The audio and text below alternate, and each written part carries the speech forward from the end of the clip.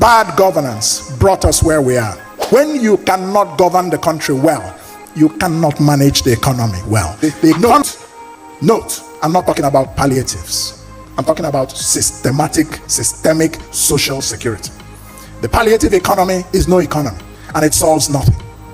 My people, a lot is happening in the political zone. It's no more in news now that Nigeria is facing a lot of crisis when it comes to kidnapping, abduction, and hiking food prices. My people, a lot is really happening in the political zone. In this video, I'm going to show you everything that Professor Kingsley, the deputy governor, the former deputy governor of CBN, I want to show you what he said in a conference. He said this in the front of most Nigerians and high dignitaries. He said a lot of things concerning the present situation of the country and how to solve all these problems. My people, Peter Obi was so sad when he heard a lot of things. He was so sad that he couldn't save Nigerians. He couldn't save Nigerians from the hands of this bad government that we are actually experiencing now, my people. You will see that this man actually wants the betterment of this country. You will see it in his face in this video, my people. A lot of things was said by Professor Kingsley that made a whole lot of people to listen and listen good for everything that he actually said, my people. Listen and watch this video. I'm going to show you every single thing that he said in this video concerning the crisis and everything that we are facing. All these things could have been averted. All these things could have been avoided. But no, the person we chose to be our leader could not even say that he wanted to avoid all this, my people. Share this video to every social media platform. If you cannot share, like it, give it a thumbs up so that YouTube will recommend it for us. See you in a jiffy. Welcome back to Lagos TV show. The whole of crime scene. It's happening in the street again. The center of political news, celebrity gossip, religious gossip, and happiness in the society. Join us, the voice of Africa. Welcome you to Large Report TV show, where we bring you political, celebrity, and religious gossip. If you have not yet subscribed to this channel, do well to click the red subscription button, and don't forget to click the bell icon so that YouTube will notify you anytime we drop another trendy video. It's no more in news now that Nigeria has a bad government. He has a bad leader, a bad president, and also some of the people that actually associate themselves with him are also bad. None of them can actually give him a better advice to make the country grow better. With the present situation of this country, everything is going down in the country. You could see that everything that actually happened during the time of Goodluck Jonathan are already resurfacing again in the tenure of President Bola Ahmed TINUBU. And this same President Bola Ahmed TINUBU was one of those people that came out them to come and protest during the time that the Chibok girls were actually kidnapped. And now the same thing is even happening during his tenure, and even times 10 of what actually happened during the time of Goodluck Jonathan is already happening. I want to point out in this video is that our government, those people in power, our politicians, just as I said in my previous video, these people know about everything that is actually happening. This is what happens when we keep on recycling the same set of people to become our leader in this country. And you see that everything that actually happened during the time of Goodluck Jonathan is already resurfacing, which means that there are same set of people that are actually perpetrating this evil. You see now that the rate with which kidnapping is happening in this country is so alarming that people are scared of everything that is actually happening in the country. There is hike in food price and everything that is actually going on. We need better solution to this thing. That's why Professor Kingsley said in this video that when you cannot govern the country well, you cannot manage the economy well. And Professor Kingsley also said that and every choice that we make has a consequence, and the consequences that we are actually facing is as a result of the choices that we made during the time of election. Even though everybody and most people are actually saying that we never voted for Tinubu, a lot of people actually voted for him, even though you read this way into power. But Peter Obi is actually the choice of people. If you should look at everything that is actually happening now, Professor Kingsley said a lot of things in this video concerning every choices and every decisions that Tinubu has made as at the time he has become the president of this country. He said there are some choices that he made, there are some decisions that he made that are not that bad, that people are actually looking forward to. But the way he actually made that decision, it doesn't show well that he's a good leader. It doesn't show well that he's a good leader, because there are some decisions that you need to make. Before you make those decisions, there are some plans that you already need to set aside before you make those decisions. And what is actually saying here now that most of them do not have the choice, do not have the interest of people at heart. Because if they do have the interest of people at heart, everything that is actually happening could have been avoided. And you will see in this video, you will see the reaction and the look on the face of Peter Obi. You will see that this man is actually grieving. He's very, very sad with the present situation of the country. You will see in his face that a lot of people actually want this man to become the leader of this country.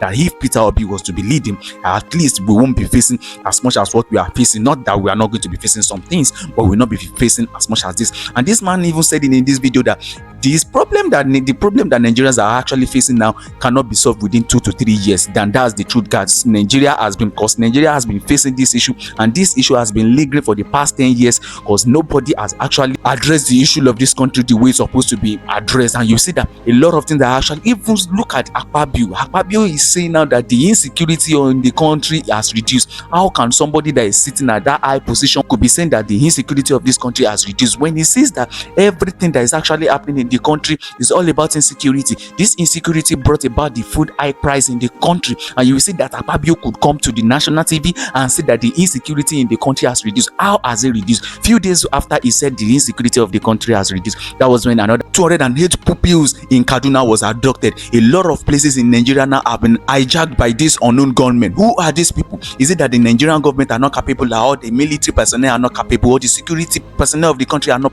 capable of doing all these things? And you see them, they will be arresting students in school all around. The EFCC, the NDLEA, they are doing everything around, but they cannot even check what is actually happening there. Look at the security of the country. The chief security officer, the Nigerian Navy, the Nigerian Army are not doing anything to even secure the life of people. And you see that everything in Nigeria is turning upside down. People, I want you to watch this video. I want you to see what this man said. Everybody marveled, and a lot of people was actually very, very sad when this man was actually saying all this to my people. Stick to the video and see what he said, my people. I will be right back after the video. Every choice we make has consequences, but we have no choice over the combined consequences of the choices we have made. I want us to let that sink in for a minute. Every choice that we make has consequences, but we have no choice over the combined consequences of the choices that we have made. Nigeria's economy today is, to use the title of the classic novel by Gabriel Garcia Marquez, that novel was called The Chronicle of a Death Foretold. Chronicle of a Death Foretold. The question is, will there be a resurrection? I believe so, but only if we fix the fundamentals. There is nothing that is happening today, the hyperinflation, the crisis of the value of the naira, debt distress and revenue challenge, unemployment, and extreme poverty, etc., that should surprise any thinking citizen or professional observer of how our country's economy has been mismanaged for a very long time. Choices have consequences, and we should not be surprised that there is hunger and anger in the land today. The past 10 years were particularly ruinous. They were the years of the locust, marked by unprecedented mismanagement of fiscal policy, unproductive external borrowing, unnecessary budget deficits, illegal ways and means lending by the Central Bank of Nigeria to the federal government to the tune of 30 trillion naira, and unprecedented corruption. Many of these things happened because, as we witnessed, there was a successful political assault on the independence of the Central Bank of Nigeria, with the storekeeper willingly handing over the keys to the store to the marauders. We are in a crisis today, ladies and gentlemen. Regardless of whatever short-term measures that are taken and the success of those measures or the lack of it, this crisis and its effects will last for at least 3 to 5 years. Don't be deceived. We're not getting out of this tomorrow. We may see some success tomorrow morning, we may see some setbacks, but the crisis is so fundamental that its effects will be with us for some few years to come at the very least. Now, we must not waste the present economic crisis. That's my view. This crisis must not be wasted. We mustn't let it become like every other crisis we have, and we keep going from crisis to crisis. The question we have to answer today: when will we address the fundamentals that ail the Nigerian economy, there is no better time than now in a time of crisis. So as we try to get out of the crisis, let us address the root causes of our crisis so that we do not have these kinds of crises again. I think that that is the best response that we could possibly have to this crisis. I maintain my position, which is a matter of record, that the decisions to remove the petrol subsidy and forex subsidy were bold decisions and were correct. We have lived a lie for 40 years and the chickens have come home to roost. Given the country's revenue challenges in the crude oil production and export sector, Nigeria could no longer afford to subsidize the importation of refined petrol, at least fully, and could no longer afford to defend the value of the naira artificially. We simply did not have, do not have, the foreign reserves to continue to do that. Nevertheless, there are also some immediate causes of today's economic mess that can be directly traced to strategic errors by the present government early in its 7 months in office so far. So the point I'm making is that although the foundation for our economic crisis was laid by previous governments with extreme reckless mismanagement of fiscal policy, we have all the evidence of that. But the current government, which met the crisis and inherited it, also made some important mistakes. And I will point it out, not for recrimination, but simply as lessons learned for the future. So, the first mistake, I believe, was the precipitate nature of the introduction of these reform policies without a thorough preparation for the morning after. Now, Nigerians should have been educated first on the economics of why these subsidies had to go and on what steps the government was taking to mitigate the anticipated impact. For example, with a subsidized mass transportation system across the 774 local government areas of Nigeria. Because everybody knows that when you remove subsidy or when subsidy ends, the first place it's going to hit is in the transport sector. And that will have multiplier effects with the cost of transportation of foodstuff and all those kinds of things. So that's the first mistake that was made. The second mistake that was made was that the exchange rate unification and a further effort to quote-unquote float the naira in an environment that was already awash with naira liquidity, that is to say, a loose monetary environment, was an error. This contributed to the naira's race to the bottom. But we know the policy should have been accompanied or preceded by immediate monetary tightening before you float the naira or before you try to unify the exchange rate. Because with so much money sloshing around, so much naira, what you find is that a lot of naira is being used to mop up the dollars, and that's putting demand pressure on the dollars, and the dollar continues to rise, the naira continues to fall. But if money is scarce, which is what happens when you tighten monetary policy, then you will not have that effect. You will have some of it, but not as much as we have had. So that's the reason that was a bit of a mistake. But we know that a substantive governor of the central bank was appointed only several months later.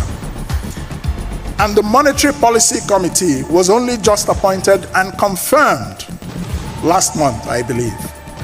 The fact that these two important institutional props of Nigeria's economic policy making were not in place for several months after the new administration was sworn in created policy uncertainty and damaging gaps in investor confidence. Again, like I said, it is simply for lessons to be learned for the future. Even though investors were broadly supportive of the reform direction, The central bank's recent action of raising the monetary policy rate by 400 basis points and the cash reserve ratio, although belated, is appropriate in our circumstances. Better late than never. I know many people have criticized this action, but I think it's important to have a full reason as to why it is so. It is done because even though many would argue that what we have today is not demand pull inflation, but it is cost push inflation. Yes, but one of the biggest sources of cost push inflation is the foreign exchange rate, the forex market. And so I believe, I don't speak for the central bank, not anymore, but my own interpretation was that that action was a double strike, not only at the money supply, but also at the forex rate, to give confidence to investors to bring in more dollars, because they have been wanting to see monetary policy tightening. And because when you tighten money, the demand pressure on the dollar is less. So it's a double strike. And most important, in a time of crisis such as this, the most important imperative is to stabilize the macroeconomy of Nigeria. Without stabilization, there can be no growth. So let us be very clear. And that's why I supported the central bank's policy action. The third mistake was that the president's cabinet took too long to be formed in a sensitive period of transition. When the appointments were finally made, the cabinet's composition turned out to be predominantly political, instead of a strong bench of apolitical technocrats to address the economic crisis which investors had hoped for. This, in my humble view, was a lost opportunity. It is always the case that when a government inherits an economic mess of humongous and fundamental proportions, the wiser course of action is to invest in the confidence of both the investor community that will keep the economy going, and to also invest in the confidence of the citizens. And so, if you prioritize politics, you pay a price for it. One of the prices we're paying is where we are now. As I was saying, every choice has consequences.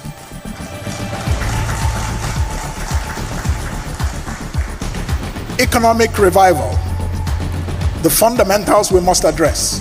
I want to say very quickly that the best way to solve the economic crisis we're in now is simply to understand everything that caused and led to the crisis. If we understand those things and fix them, you have fixed the crisis and you have paved the path for the future. I am not one of those Nigerians that always rushes to, tell us the practical now, we don't want theory. There can be no practical without a sound theory. That is just fact. And industrialized countries know this. But in Nigeria, we call theories and concepts grammar. That man is blowing grammar. But you wonder why every society that has made progress, they are blowing grammar. Because they are engaging with ideas. Ideas rule the world. So, what brought us here? Number one, the absence of nationhood. You will be surprised to understand that many of the things that affect our economy are not strictly technical economic issues. No, not at all. The main reason we are where we are, the fundamental reason, is the absence of nationhood. Why do I say this? Economic development and transformation can only be achieved if the quest for these outcomes is anchored on a shared understanding of nationhood. This is a task of nation building. When a country's population has a shared destiny, when they have a shared sense of purpose, then they all come together, put their shoulder at the wheel to produce for subsistence, for survival, and for prosperity in the same direction. There is no better example of this than the United States. The Revolutionary War of 1776, the country's Constitution of 1787 guaranteed property rights. Property rights were guaranteed in that Constitution. The inviolability of contracts and the rule of law were guaranteed in that constitution. In fact, it is not a surprise that in the very first early articles of the US Constitution, there is a provision for the protection of intellectual property and innovation. So you find that innovation and intellectual property in America, which is what has driven the wealth of the world's strongest economy, are actually grounded in the Constitution. It is not about anybody going to cut a tape that we've opened this innovation center. No, the country was built on the foundation of that understanding. So there are shared values that have made that country strong. There are many other countries of good examples. You have Singapore. Singapore was expelled from Malaysia, and they had a chip on their shoulder because of that incident, and they swore that in Singapore will be more successful than the country that kicked them out. That is the shared sense of nationhood and destiny. We have Taiwan, expelled from mainland China after the Civil War. We have Japan, which dominated East Asia in the early 20th century before the rise of China. These are several examples of countries whose economies have been built on the back of a strong sense of nationhood. Number two, bad governance brought us where we are. I don't need to go into too many details. There are too many manifestations of bad governance in Nigeria's national life, because there is no shared understanding of the Nigerian state and its purpose. The real aims of politics, the contest for power and authority, are not good governance, but actually self-aggrandizement, corruption, ethnic irredentism, and so many of these other things. When you cannot govern the country well, you cannot manage the economy well. The economy is a fundamental aspect of governance. What is the purpose of government in the Nigerian Constitution? To protect, to improve the welfare of Nigerians and to protect their citizens. Those are governance issues. And because we have not had very good governance, it is no surprise that we have not been able to build a good economy, and we keep having economic crisis. A state that lacks the capacity to protect its citizens and control its territory, administer taxation effectively, and administer social services such as health, education, and social security. Note, I'm not talking about palliatives. I'm talking about systemic social security. The palliative economy is no economy, and it solves nothing. A lot of people will be saying all what this man has been saying are grammar and all grammars, and we are not seeing any solution to every problem that we have in this country. But this man made mention of one thing. He said there's no practical without theory. The theoretical aspect is what we give them edge on what to do when it comes to the practical aspect. But the only problem we have in Nigeria is just that we are not utilizing and applying all the theoretical aspect that we've been talking about, and that's what is actually affecting the economy of the country. You will see what Professor Kingsley said, the former deputy governor of the CBN. You see what he said. He talked a lot in this, and he said it fearlessly, and he does not even care if the president will talk about it or invite him over after all these things that he said in the video. And you see that in this video he actually said some things that actually agrees with what President Bola Ahmed TINUBU is actually doing. And when it comes to the time that he needs to reject some things that he has actually been doing, and he rejected everything, he said it the way it's supposed to be said, and actually point out some huge mistakes and huge error that President Bola Ahmed TINUBU is actually making in this tenure. He said that there are unnecessary budget deficits in his tenure,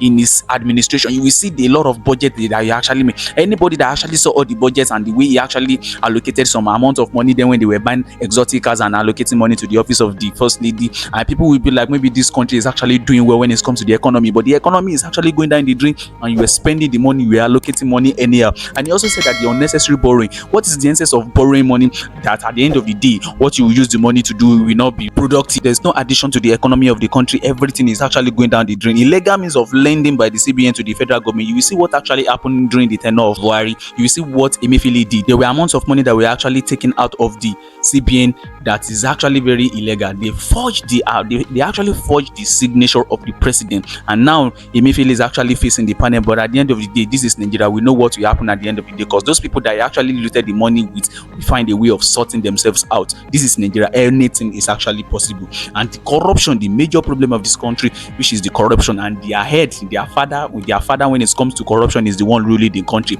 All these people are holding the high positions in this country that have one way or the other looted they've actually looted the public funds that we the people are actually suffering from now, that we are actually suffering from every of their mistakes, and there's nobody to look to these people to actually fight them. That's why everybody's actually agitating that they want this person, they said they're actually agitating for their man, which is Peter Obi. They're agitating that this is the person we actually voted for, that they want him to be the one to rule this country. That's why anything that President Bola Ahmed does now, nobody will just want to listen to him, because they know that he rigs his way. He actually rigged his way into power. You see everything that is actually happening in the country with every insecurity and killing and kidnapping. Akpabio still have the infantry to come online and say that the insecurity of the country has actually reduced. So I don't blame Professor Pat, who told me that Akpabio should shut up, that he does not know anything that has to do with economy and the security of the country. And that's true. How can a Senate president come to the national TV and say that the insecurity of the country has actually reduced, that the security of the country is well and is good? Is this how they want to continue portraying Nigeria to be very good, and at the end of the day, behind the screen, everything is actually worse and everything is actually bad?